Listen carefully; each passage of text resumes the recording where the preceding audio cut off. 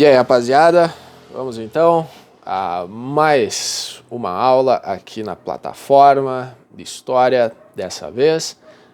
Finalmente com áudio e vídeo aí sincronizados, finalmente consegui fazer essa proeza, sincronizar os dois. Enfim, então vamos lá.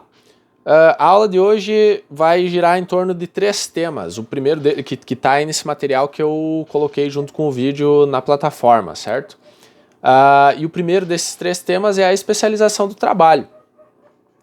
A gente vinha vendo ali na Revolução Neolítica, né, que foi desenvolvida a agricultura, né? A Revolução Neolítica em si é basicamente o desenvolvimento da agricultura, a agricultura e a pecuária, né? E aí, com essa produção, com a agricultura, também foi possível a produção de excedentes, de produtos a mais, ou seja, eles produziam, na época do Neolítico ali, mais do que o necessário para alimentar a população. Então isso se chama de excedente, era uma produção que excedia o necessário para alimentar a população e para garantir a produção para a próxima colheita. O cachorro fazendo barulho aí na rua.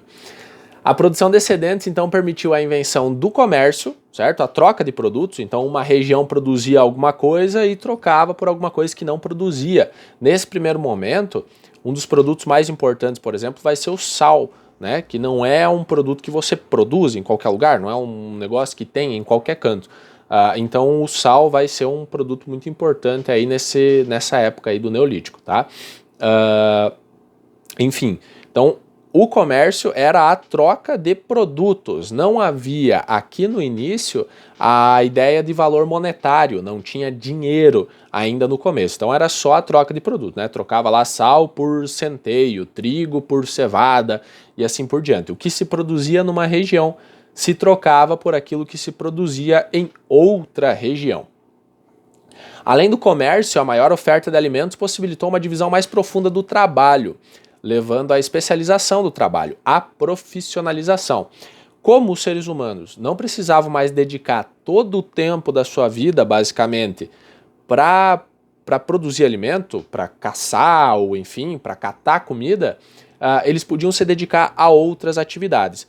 Como eles também produziam mais do que o necessário para alimentar a população, algumas dessas pessoas podiam se dedicar a outras funções, não à produção de alimentos, que é basicamente o que nós temos hoje em dia, né? O que vem daqui do Neolítico, né, lança as bases para a sociedade do que nós temos hoje, onde uma grande parcela, hoje em dia a maior parte da população não produz o seu próprio alimento, né? No Brasil, por exemplo, 90% da população vive nas cidades, e só 10% então vive no meio rural.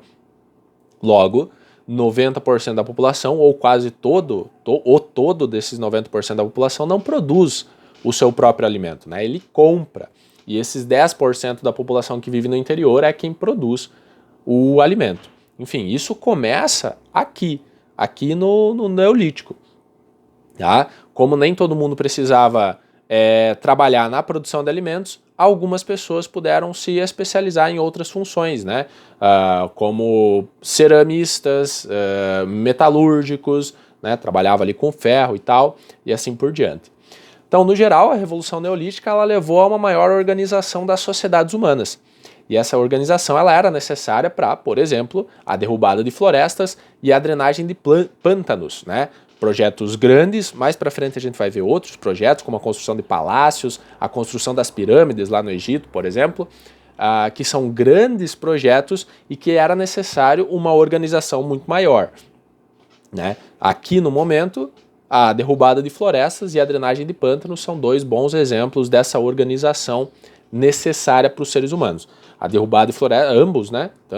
Tanto a derrubada de florestas quanto a drenagem de pântanos era necessária para aumentar o espaço de produção, para aumentar as fazendas e assim por diante, né? Então esse primeiro assunto que nós temos aqui hoje, desse vídeo, né, esse é o primeiro, a respeito da especialização do trabalho, possível apenas pela formação aí, pela produção de excedentes e pela invenção da agricultura e da pecuária. O segundo assunto dessa aula é a formação do Estado. E o termo Estado vem do latim e significa estar firme. Diversas sociedades humanas se organizaram sem um Estado. As tribos indígenas aqui do Brasil, por exemplo, elas não tinham um Estado. Porém, conforme as sociedades humanas foram se tornando mais complexas, como eu falei acima, alguns grupos passaram a cuidar de funções político-administrativas e militares, que é basicamente aquilo que nós temos hoje no Estado brasileiro, né? O Estado é a forma de governo, tá? É o governo em si, Estado com E maiúsculo, tá? Então, quando eu falo Estado, eu estou falando do país, e não o Estado de Santa Catarina, o Estado do Rio Grande do Sul, assim por diante. Tá? É um Estado com E maiúsculo. Brasil, França, Inglaterra, esses são exemplos de estados com E maiúsculo, né? Enfim. Então, esses estados que nós temos hoje também vão começar a se organizar aqui no final do período neolítico. Sobre as formas de Estado, porque tem várias formas de governo diferentes e tiveram muitas formas de governo diferentes ao longo da história, vocês vão ver um pouquinho mais lá no segundo ano em Sociologia. Tá? Então tem as várias formas de organização de um Estado, mas ele vai surgir aqui nesse momento porque era necessário, como eu falei antes, uma melhor organização das populações para realizar esses grandes projetos. E aí, com aquela divisão do trabalho, algumas pessoas vão ser encarregadas dessa organização administrativa, certo? E da organização militar também, né? Da defesa da comunidade, da defesa da aldeia, da cidade. E aí essas pessoas vão se organizar ao redor de um Estado, de uma instituição firme, de uma instituição que não está na figura de uma pessoa, por exemplo.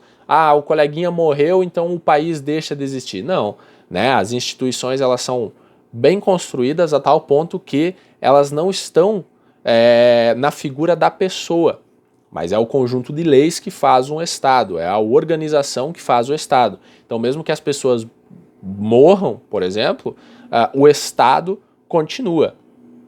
O Brasil, então, hoje ele tem uma organização, uma forma de governo que é democrática presidencialista.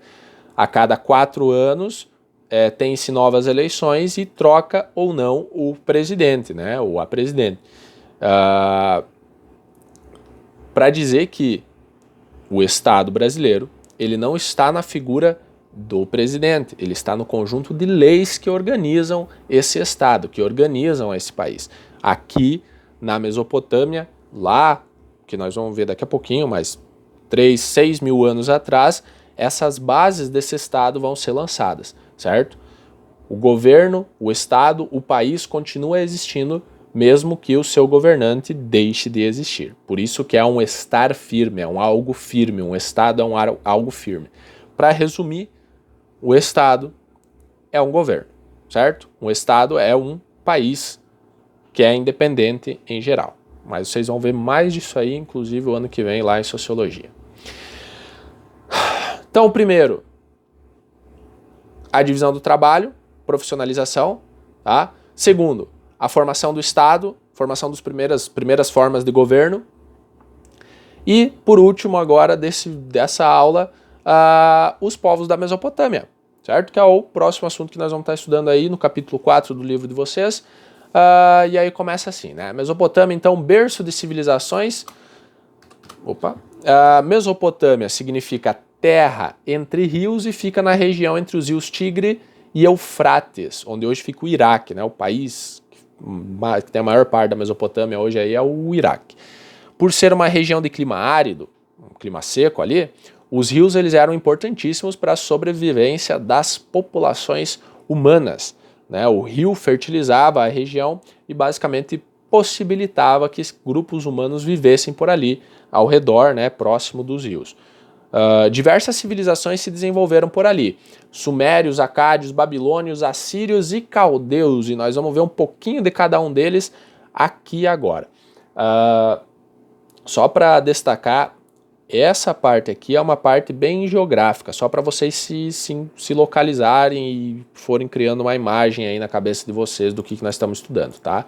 Não tem nenhum grande conceito. Os 2 primeiros conceitos ali a gente já viu.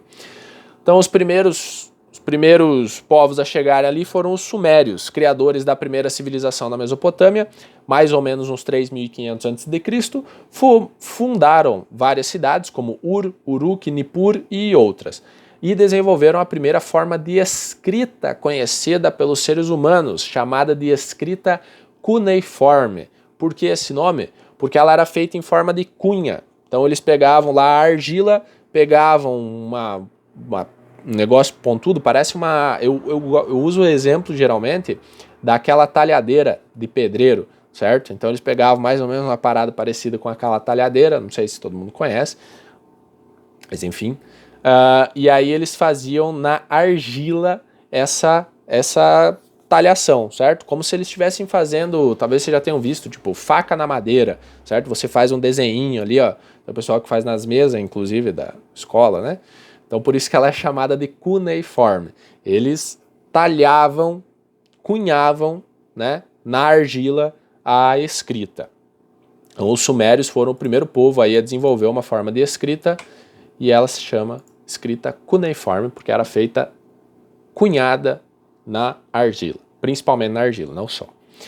Enfim, o segundo povo aí são os acádios, então, vindos do deserto da Síria, mais ou menos 2550 a.C., conquistaram e unificaram as cidades sumérias, formando o primeiro império mesopotâmico. As cidades sumérias elas eram independentes entre si, o que é chamado de cidade-estado. Cada cidade tinha o seu governo próprio e o seu próprio governante, tá? E cada uma era independente das outras. Os acádios vão ser os primeiros a unificar várias cidades sob um mesmo governante. Por isso que se diz que eles foram os primeiros, ou o primeiro império mesopotâmico foi aí dos acádios. Aí vieram os amoritas, vindos do deserto da Arábia, mais ou menos 2000 a.C., também chamados de babilônios. Seu principal governante foi o Hammurabi, que expandiu o domínio babilônico, por toda a Mesopotâmia e reuniu e organizou as leis da região no chamado Código de Hammurabi, o primeiro código de leis escritas da qual se tem conhecimento. E sobre esse código de leis nós vamos ver mais pra frente lá, então eu não vou falar muito sobre isso aí. A única coisa que eu vou dizer é o primeiro código de leis escritas que nós temos conhecimento aí na humanidade. Depois, então, dos amoritas vieram os assírios, possivelmente da região entre a Europa e a Ásia, e organizaram um dos primeiros exércitos permanentes do mundo. E o seu principal governante foi o Assurbanipal. Primeiros exércitos permanentes do mundo. Vou até destacar aqui porque eu não tinha destacado. Vou destacar porque isso aqui é importante de vocês entenderem. Por que isso é tão importante?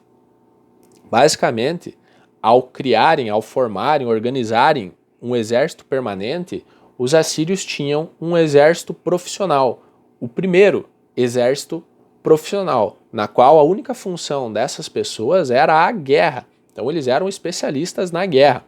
Antes disso e depois disso, isso vai ser ainda muito comum, a maioria dos exércitos não vai ser formada por profissionais ou vai ser formada por pouquíssimos profissionais.